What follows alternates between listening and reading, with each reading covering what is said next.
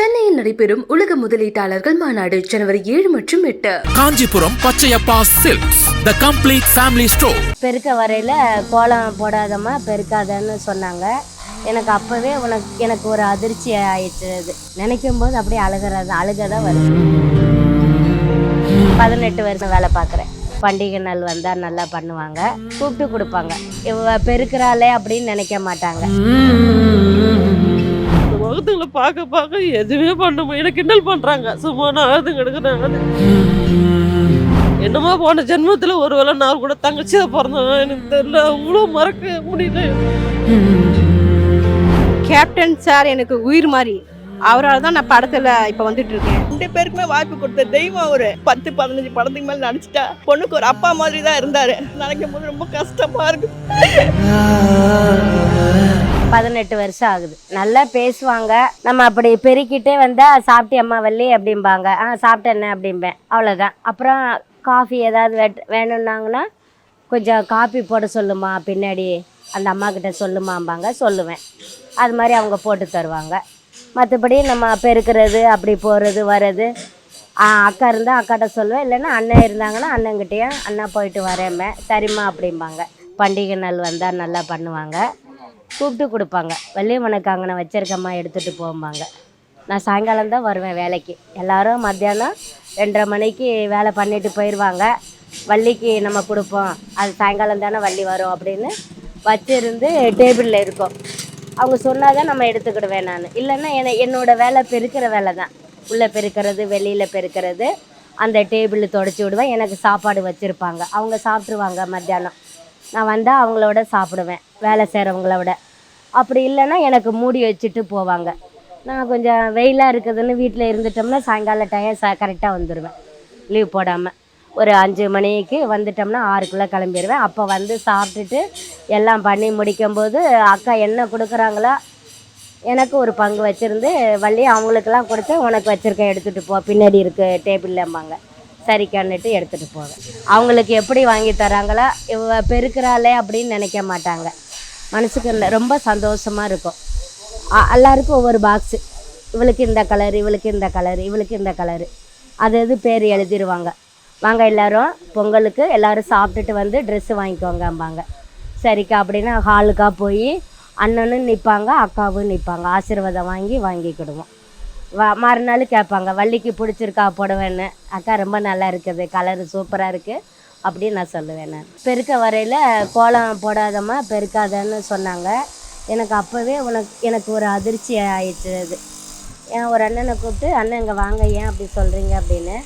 அண்ணன் இந்த மாதிரி காலமாயிட்டாங்க காலையில் அப்படின்னாங்க. அப்படியே தொடப்பத்தை வச்சுட்டு உள்ளே போய் உட்காந்து நான் அழுதுகிட்டு இருந்தேன். தேமி அழுதேன் நான். அப்படியே டெய்லி நம்ம பார்த்துக்கிட்டே இருப்போம், பெருக்குவோம். கண்ணுக்குள்ளே இருந்தவர் இப்படி திடீர்னு இப்படி ஆயிட்டாங்கன்னு சொல்கிறாங்கன்னு உள்ளே போய் அப்படி தான் அழுதேன் நான். ரொம்ப நேரமாக அழுதேன். அதுக்கு பிறகு தான் வெளியில் வந்தேன். கூட்டம் கொஞ்சம் கொஞ்சமாக கூடி வந்தது. ஒவ்வொரு வீடு எவ்வளோ வீடு செஞ்சுருக்கேன். செத்த செஞ்சுட்டு விட்டுருவேன். இவங்க நல்ல குணம் அப்படிங்கிறதுனால இவ்வளோ வருஷமாக நான் வேலை பார்க்குறேன். நான் எதுவும் கேட்டுக்கிடலை. அவங்களா ஏதாவது கொடுத்தா நான் அன்பாக வாங்கிக்கிடுவேன், அவ்வளோதான். நம்மள வேலை வந்து பெருக்கிறது, சுற்றி கழுவுறது. அவங்க வேலை பார்க்குறவங்க வரலன்னா 2 நாள், 1 நாள் 2 நாள் வள்ளி நீ பாத்திரம் விளக்கிட்டு வீடு பெருக்கிறமாம்பாங்க. சரிக்கா அப்படிம்பேன் நான். எல்லோரும் பார்த்துட்டு என்னை பார்ப்பாங்க. இங்கேருந்து வேலை பார்க்குறது, சைக்கிளில் போகிறது வர்றது. தலைவர் வீடு வேலை முடிஞ்சிருச்சா வள்ளி, சீக்கிரம் இருந்துட்டு இன்னைக்கு லேட்டா அப்படின்னு அவங்க என்னை கேட்பாங்க. இங்கே இருக்கிறவங்களுக்கு தெரியும் இந்த வட்டாரத்தில். ஆனால் அந்த சைடு போகும்போது நீ தலைவர் வீட்டில் தான் பெருக்கிட்டு இருக்கீங்க, நான் பார்த்தேன், நான் அங்கே தானே வேலை பார்க்குறீங்க அப்படிம்பாங்க. ஆமாம், அங்கே தான் வேலை செய்கிறேன் அப்படிம்பேன் நான். எனக்கு ஒரு சந்தோஷம். பரவாயில்ல, நீ வேலை பார்க்குற, அண்ணன் நான் எப்போ வேணாலும் பார்க்கலாம் அப்படிம்பாங்க. நான் சொல்லுவேன், எப்போனாலும் இல்லை, வெளியில் வாக்கிங் நடக்கும்போது பார்ப்பேன், அவ்வளோதான் அப்படிம்பேன் நான். நினைக்கும் போது அப்படியே அழுக தான் வருது. வீட்டுக்குள்ளே உள்ளே போகவே விரிச்சவொன்னு இருக்குல்ல இல்லையா. அதான் எங்கள் அண்ணன் வந்து இவரோட கட்சி தான். அதனால் இவர் கட்சி அதுன்னு எனக்கு தெரியாது. எனக்கு ரொம்ப பிடிக்கும் அண்ணனை, ரொம்ப பிடிக்கும். எங்கள் அண்ணன் முகமும் ஒரே மாதிரி இருக்கும். எனக்கு அண்ணன் வந்து கூட பிறந்த அண்ணன் என்கிட்ட பேசுறது கிடையாது. அதனால் அவர் உருவத்தில் அவர் பார்க்குறேன். எவ்வளோ படமாக இருந்தாலும் பார்த்துட்டே தான் இருப்பேன். எல்லா வேலையும் ஸ்டாப் பண்ணிட்டு பார்த்துன்னு தான் இருப்பேன். ஆனால் உடம்பு முடியலன்னும் போதே எங்கள் வீட்டுக்காரர் சொல்லிட்டு இருந்த கூட்டு போய் காட்டு என்ன முடியல. ஆனால் இறந்துட்டாங்கன்னும் போது அன்றைக்கி வந்து கோவிலுக்கு கிளம்பியிருந்தேன். ஏதோ நியூஸ் போட்டுக்கிறாங்க உடம்பு முடியல, எப்பவுமே காட்டுறது தானே, ஹாஸ்பிட்டல் மூலயமா காட்டுறாங்க அப்படின்னு சொல்லிட்டு போயிட்டேன்.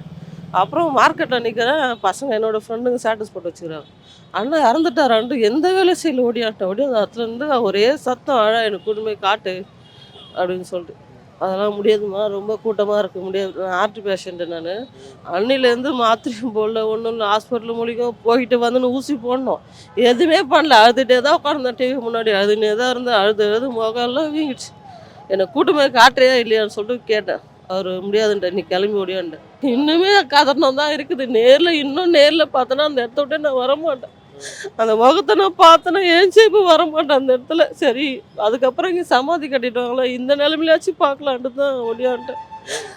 எனக்கு என்னப்பா தாம்பாதை தாண்டி வரணும், எனக்கு ரொம்ப பிடிக்கணும், எனக்கு ரொம்ப பிடிக்கும். அந்த ஃபோனு தொட்டாலே அந்த முகத்துங்களை பார்க்க எதுவுமே பண்ணுமோ எனக்கு கிண்டல் பண்ணுறாங்க. சும்மா நான் அழுதுங்க எடுக்கிறேன். நீங்கள் எதனா பண்ணுமே. எங்கள் அண்ணன் என் கூட பிறந்த, என் குடும்பத்தில் எங்கள் அண்ணன் என்னமோ போன ஜென்மத்தில் ஒரு வேளை நான் கூட தங்கச்சியாக பிறந்தேன், எனக்கு தெரியல. அவ்வளோ மறக்க முடியல என்னால். பசங்களை கூட ஹார்ட் பேஷண்ட்டு நான். அழாதம்மா நீ எதனா சொல்லிட்டு போ. அவர் முகத்தை பார்த்தாலே இந்த தண்ணி எனக்கு எங்கேருந்து தான் வருதுன்னே தெரில. அவ்வளோ பிடிக்கும் எனக்கு. நான் பார்த்ததில்லை இது வரைக்கும். நல்லா இந்த நிலவில் பார்க்கறதுக்கு எனக்கு கடவுள் அமைச்சு வச்சு ஒரு ஆத்மா சாந்தி அடையணும். அண்ணன் என்ன வழிக்கு கொண்டு போனாங்களோ, சின்ன அண்ணனோ பெரிய அண்ணனோ அதேமாதிரி பண்ணணும். எந்த ஒரு கஷ்டம் இல்லாமல் அண்ணன் இதயத்தில் இருந்தாங்களா, அவங்க பிள்ளைங்களும் அதேமாதிரி பண்ணணும். அண்ணன் போயிட்டாரு, அதெல்லாம் ஸ்டாப் பண்ணிட்டாங்க அப்படின்னு யாருமே சொல்லக்கூடாது. அண்ணனை விட பிள்ளைங்க வந்து டபுள் மடங்காக பண்ணுறாங்க அப்படின்ற பேர் தான் எடுக்கணும்.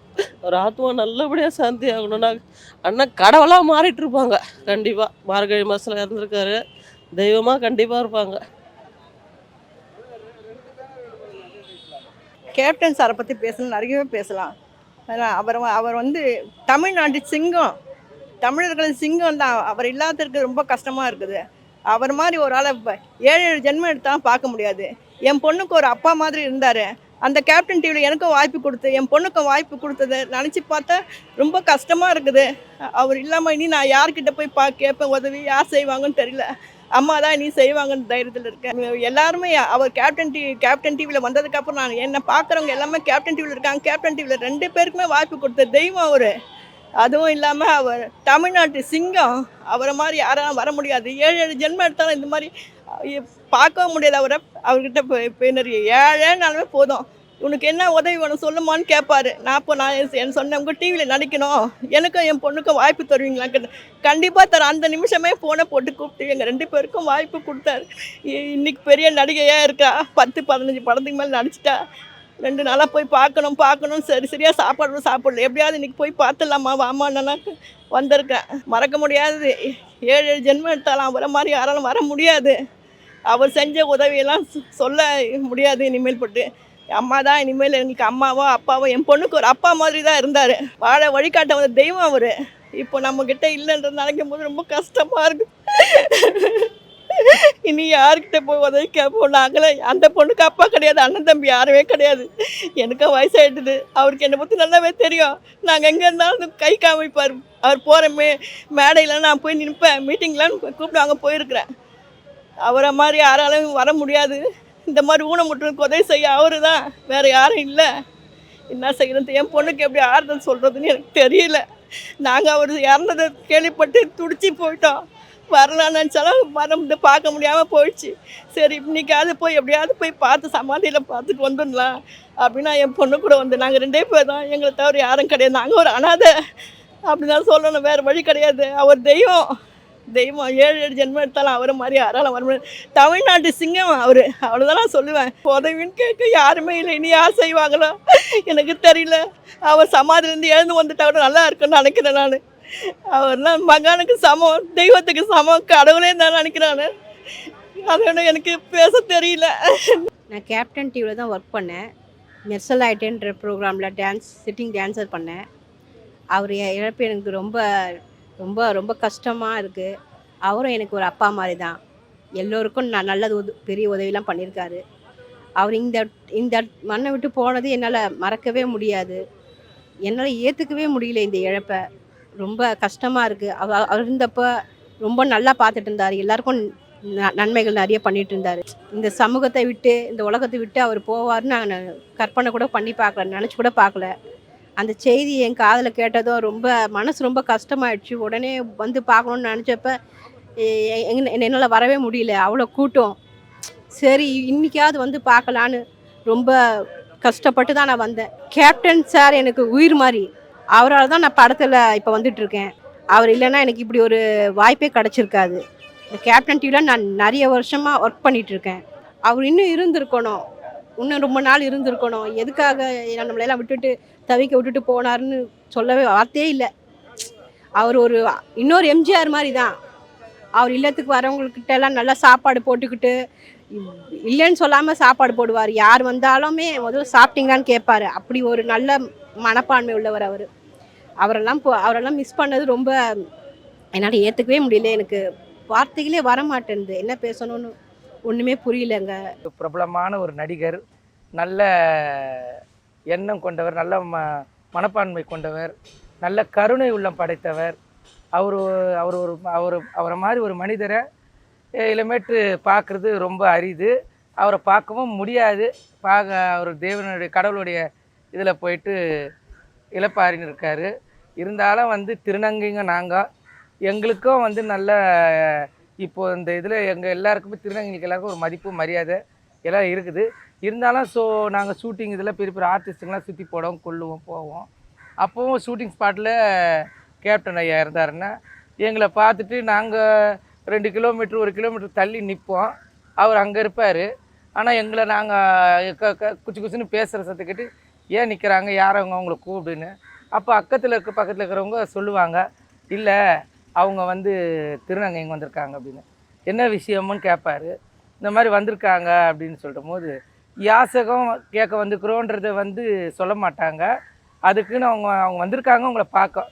சில பேர் அவங்ககிட்ட போய் சொல்லுவாங்க, அவங்க அந்த மாதிரி காசு கேட்பாங்க ஐயான்னு.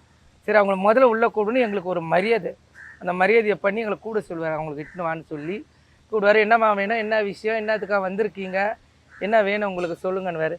ஒன்றும் இல்லை ஐயா, நாங்கள் எடுத்தோடனே நான் கேட்க மாட்டோம், ஐயா நாங்கள் இது பண்ணுறோம் அது பண்ணுறது கொடுங்க ஐயா கேட்க மாட்டோம். சும்மா நாங்கள் பார்க்க வந்தோம் ஐயா, ஷூட்டிங் எடுக்கிறாங்க, உங்களை பார்க்குறோம், விஜயகாந்த் சார் இருக்கிறாருன்னு சொல்லுவாங்க, நாங்கள் பார்க்க வந்தோம் ஐயா, இதுதான் ஐயா அப்படின்னு நாங்கள் சொல்லுவோம். அதே மாதிரி வந்து எங்களை பார்த்து சரிம்மா சாப்பிட்டீங்களான்னு கேட்பாரு. இல்லை ஐயா சாப்பிட்ணும் ஐயா அப்படின்னோம். சாப்பிட்டு வருவோம். நாங்கள் சாப்பிட்டு போகும்போது சார் என்ன பண்ணுவார், சரிம்மா இப்போ ஃபோட்டோ எடுக்கலாமா நாங்கள் கேட்போம்.